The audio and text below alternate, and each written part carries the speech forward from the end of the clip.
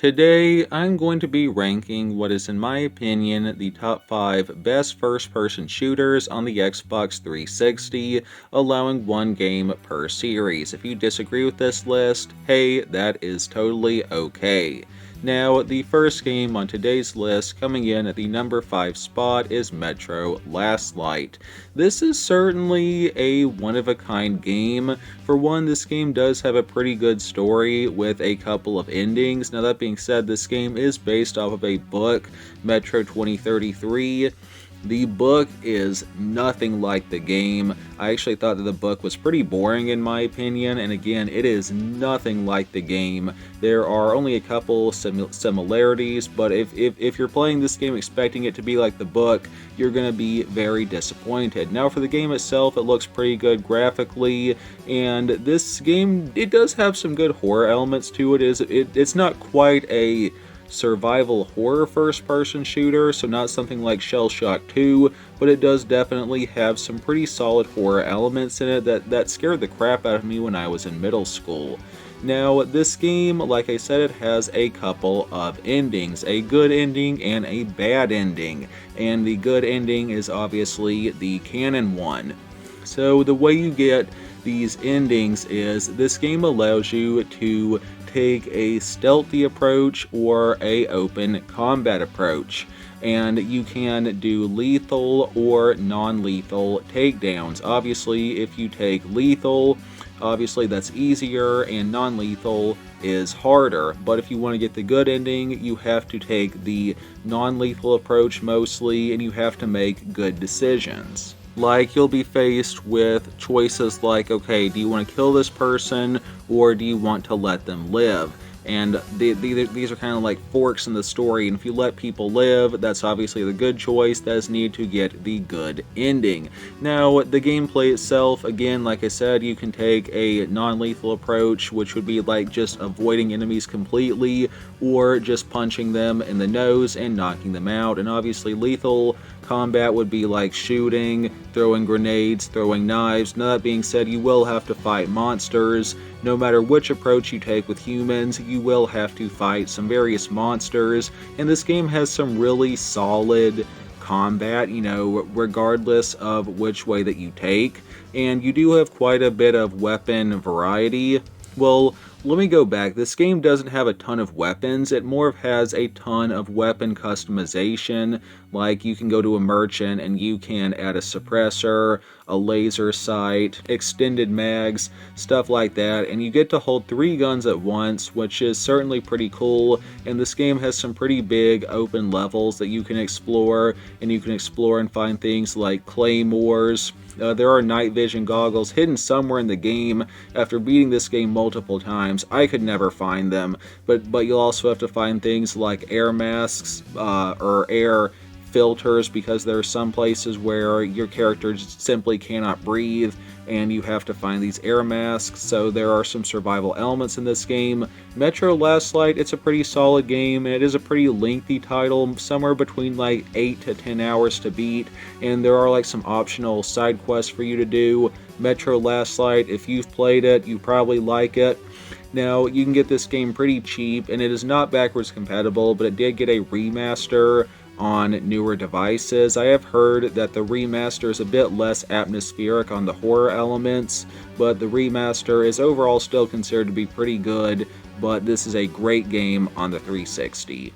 Alrighty, going to the number 4 game on today's list, Halo Reach. This was my first ever Halo game that I played back in middle school, and one thing that struck me very quickly when I first played this game was the amazing graphics in Halo Reach. This is a very graphically impressive first-person shooter, for sure, and it has a really good story, especially the ending. That being said, it is based off of the book, The Fall of Reach, and it does kind of stray away from the book, but if you're willing to put that aside, this game does have an amazing story, and it has really fun gunplay. It's just really fun to just mow down aliens with all the cool guns that this game has to offer. And this game also has some really cool power-ups that you can get, obviously for combat, stuff like being able to sprint or having a jetpack power-up or a bubble shield. Now about the sprint power-up,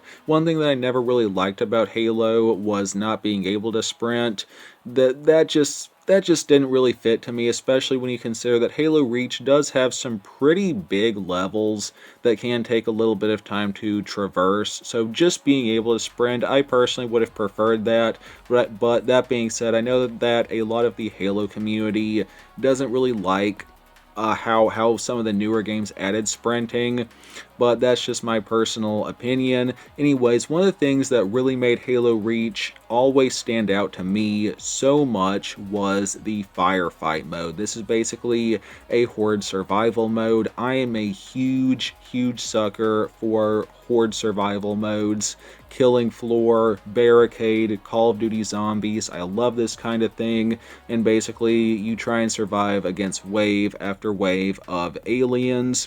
Halo Reach and Halo 3 ODST technically see Anniversary. Those were the only games that had this firefight mode, but it is a absolute blast in my opinion. You can play it on several different difficulties, and it is just awesome. The combat in the campaign is awesome, of course. And this game does support local multiplayer. That's really fun playing it split screen with my wife. The two of us had quite a bit of fun playing it.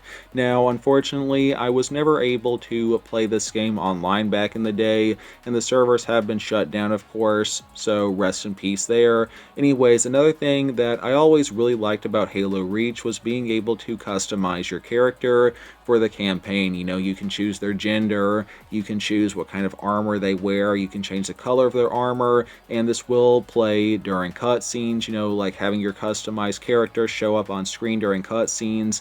That was something that I always thought was really cool. Now, I know that lots of people prefer Halo 3 to Halo Reach, but Halo Reach, I like it. This is my favorite Halo game. If you disagree, that's totally cool. And I have quite a few good memories of like playing this game, especially the firefight mode and just blasting hard rock in the background while I slayed hordes of aliens. I'd be listening to like 3 Days Grace, Skillet, Starset, all that good stuff. Halo Reach, great game. You can get this one pretty cheap.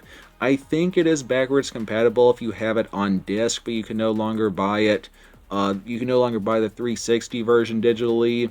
Of course, you can buy it with the Master Chief Collection as like a DLC or something, but unfortunately the base game has been delisted, but it's still a great game, and you can get this one pretty cheap used. Alrighty, going on to the number 3 spot on today's list, definitely a lesser known game, and that is Medal of Honor Airborne. Now, this is a shorter game. You can beat it on the normal difficulty in like 6 hours, but this game is a absolute blast, and it was pretty innovative for its time, and it was very innovative for a first-person shooter. So, one of this game's main selling points is that you play as a paratrooper in World War II, and basically the way that this works in the game is that you start every mission by parachuting in from above, and with this you can choose basically where you want to spawn in. You can drop in wherever you want, and along with this you can tackle your objectives in any order that you want. You know, most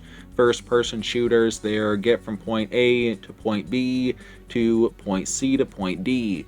Airborne was more of like, okay, well you can do point D first, then you can go to point B, then to point A, then to point C. You can largely do the objectives in whatever order that you want, and that was something that I always thought was really cool about this game. And again, just being able to start the missions wherever you want by parachuting in, this was something certainly pretty new for first-person shooters. And I'm not saying that Call of Duty Warzone and Fortnite were directly inspired by this, but Medal of Honor Airborne did do this first. In Fortnite and COD Warzone, they would adopt this system as well, of just letting you parachute in and choosing your spawn point. Anyways, this game's story isn't great, but for what this game is, it doesn't really need a great story. Now, one thing that this game does have going for it is a very unique weapon upgrade system. So a lot of first-person shooters, they have no upgrade system at all. You know, it's just like your weapons are the same throughout the entire game. Or it might be something like Black Ops 2, where you can unlock attachments that you can put on your gun as you please.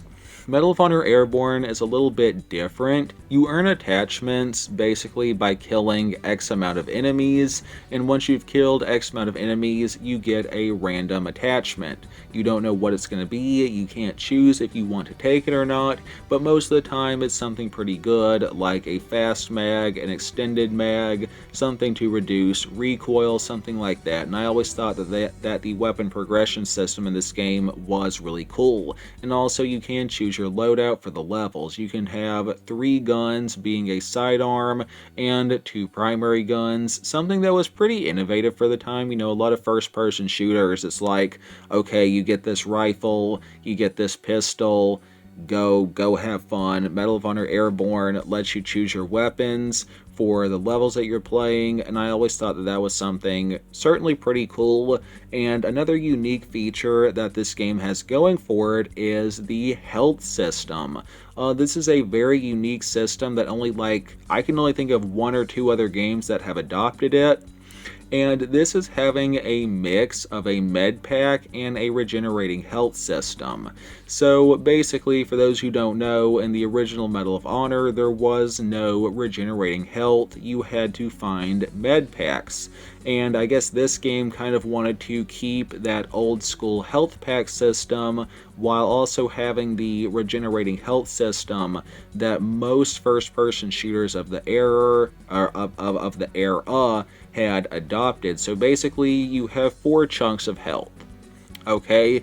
And each chunk will regenerate itself as long as it's not completely depleted. Like, let's say you get shot and you lose 2.5 bars of health.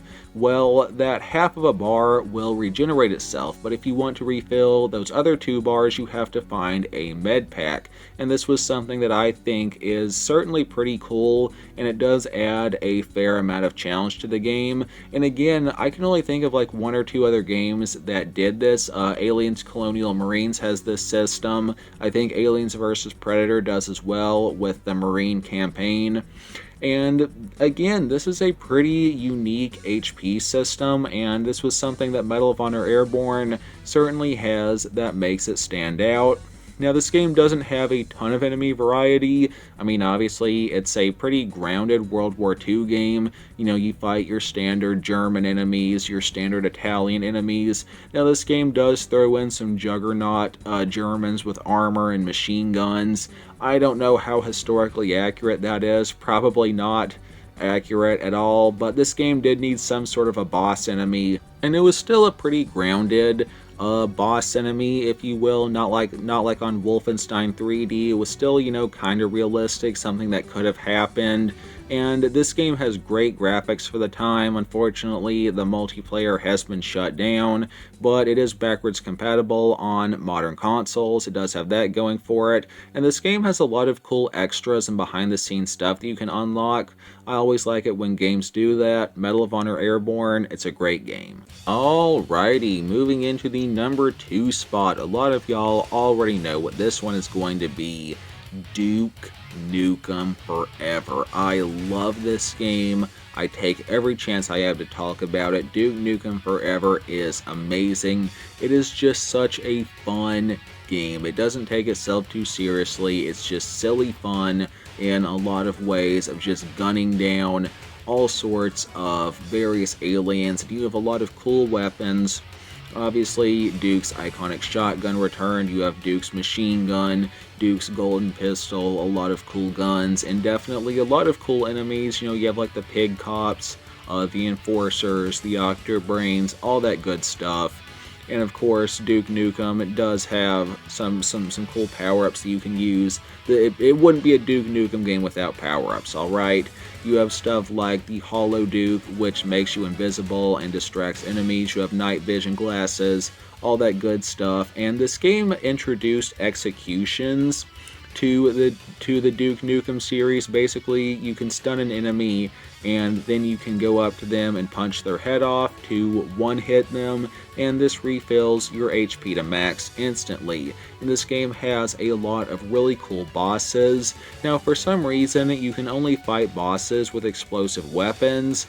I don't know why the devs decided to take that route, but whatever, it works out pretty well in my opinion. Now, one thing about Duke Nukem Forever that has always stood out to me, that always just really makes this game pop, is like all of the interactable environmental objects that you can use. You can turn lights on and off, you can use urinals, you can use toilets, you can use pool tables, you can play mini games that are hidden throughout the game, all that good stuff. And also, this game has some really cool sections where you get to drive a monster truck and you can just decimate enemies. You can just run over them with the monster truck.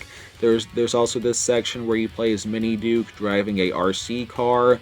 That one is a bit more tedious at first, but you do get used to it. This game looks amazing graphically. I don't know why some people say that it looks bad graphically. I don't get that at all. I think it looks great. And this game does have quite a bit of comedy. That being said, a lot of it is more of like rude humor, but you'll probably get a few chuckles out of this game. The voice actors are great. The soundtrack is amazing. That being said, the story is pretty weak. Duke Nukem games aren't exactly known for having their story, but this game doesn't really need a story. Now, this game does have multiplayer. My Game Pass is currently expired, so I can't say too much about the Xbox multiplayer, but I do play it on PC every now and then. There are still a few people playing it, and it's pretty fun there. And this game does have some extra goodies, you know, some behind-the-scenes stuff, some concept art, all that good stuff. Now, this game can be laggy performance-wise if a lot is going on at once, but it overall does run pretty well. This game is dirt cheap on the secondhand market, and it is backwards compatible. Definitely a must-play game, in my opinion.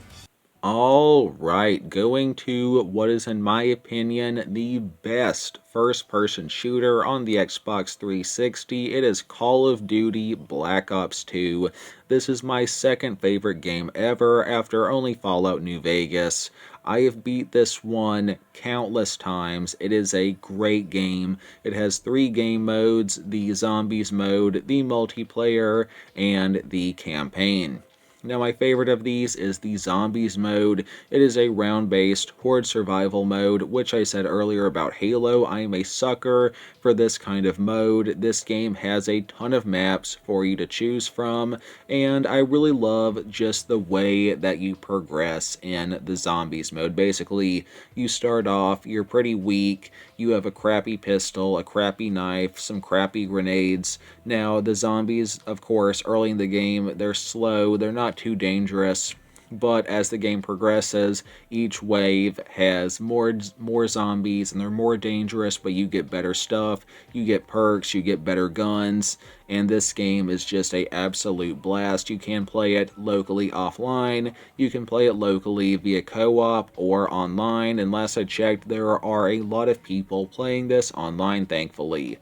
And again, this is just a lot of fun. You can just get your guns, you can just survive, or there are some optional Easter eggs for you to do, whatever you want. Now, on the multiplayer side of things, I'm not a huge multiplayer guy in general, but this is my favorite Call of Duty multiplayer. Again, last I checked, it was pretty active online, although sadly there are quite a few hackers. Now, you can play this one local versus if you want to do like a 1v1 with your buddy on split screen, or you can play it locally offline with bots. I play this one with my wife, and the two of us had quite a bit of fun with it. This game does have quite a few iconic maps. My personal favorite map is the skate park map. Now, going over to the campaign, which is kind of the main mode, I guess. The campaign for Black Ops 2 is just amazing. For one, this was the first, and to this day, one of the few Call of Duty games where you can choose and customize your loadouts for the campaign. You know, before this, it'd be like, okay, here are your guns, this is what you have to use for the level. Black Ops 2 lets you choose your guns, which was very innovative for the time, and it does add quite a bit of replay value to this game because a lot of attachments and guns are locked behind various challenges that you have to do during the levels. So like, let's just say you want to get the minigun. You'll have to get X amount of challenges on this level or stuff like that. Now for the story, Black Ops 2 has a great story with multiple endings based off the choices that you make. You'll be faced with encounters like, do you kill this person or do you let this person live? Stuff like that. And this game has a lot of iconic missions. Again, a great story, and it is very replayable. And I want to say that this was the first Call of Duty game in which your character talks in the campaign. I can't remember if Black Ops 2 had that or not. And this was also the first futuristic Call of Duty game. Now, that being said, a few of the levels do take place in the 1980s, but most of the levels take place in the future based off of this game's release date. It looks great graphically, it runs pretty well, the voice actors are great, the soundtrack is great, and this game is backwards compatible. The number one spot on today's list, my favorite first-person shooter on the Xbox 360, Black Ops 2 is awesome. And that is my list for today. Thanks for watching. I really do appreciate it. If you disagree, hey, that's cool. And I'm sorry that I do stutter. That's not something that I can really help. I am trying to work on it, but oh well, thanks for putting up with it. And y'all want a top 10? You know, did y'all like this video? Do you want to see a top 10? Let me know down in the comments. Thanks for watching. I really do appreciate it. Now, for those new here, I mostly review and discuss Xbox 360 games, so maybe subscribe if that sounds interesting, and follow me on GameRam for hints at upcoming videos and behind-the-scenes stuff. And if you cannot tell, this video was not scripted. I have some notes, but not a full script. Anyways, as far as our Bible verse of the day, I read John 20:21 NIV. Again, Jesus said, "Peace be with you. As the Father has sent me, I am sending you." And like always, none of my content is made by AI. Keep YouTube human. And I never give permission for my voice and likeness to be altered and copied by robots in any way. God loves you. Take it easy. I'm gonna go drink some water. Peace. Now, this game can be a little laggy at times performance-wise if